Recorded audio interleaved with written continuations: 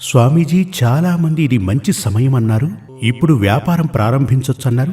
అప్పుడు ఆవిడ అమెరికాలో ఏదో ఉద్యోగంలో ఉండేది. అక్కడి నుంచే ఇక్కడికి వచ్చారు డబ్బు సంపాదించి సొంతంగా వ్యాపారం ప్రారంభించడానికి. అప్పుడు అన్నాను, అదంతా సరే, కానీ ఇప్పుడు వ్యాపారం ప్రారంభించకండి. వాళ్ళు ఎందుకని నన్ను అడిగారు.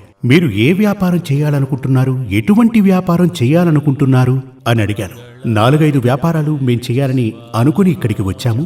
అందులో ఏది మంచి వ్యాపారమని మిమ్మల్ని కనుక్కుందామని వచ్చాము అన్నారు. భార్యాభర్తల పేరు మీదే మేం ప్రారంభించాలి, అందుకుగాను మేమొక ప్రాపర్టీని అద్దెకు తీసుకోబోతున్నాము అని చెప్పారు. అప్పుడు నేను చెప్పాను, వ్యాపారం ఇప్పుడు ప్రారంభించారంటే అందులో చాలా రకాల సమస్యలొస్తాయి. ఎందుకు అంటే మీరిద్దరూ కూడా రాబోవు 2-3 సంవత్సరాలలో విడిపోబోతున్నారు అన్నాను. వాళ్ళు చాలా ఆశ్చర్యపోయారు. చాలా సంతోషంగా ఆనందంగా ఉన్నారిద్దరు. వాళ్ళకిద్దరు పిల్లలు కూడా ఉన్నారు.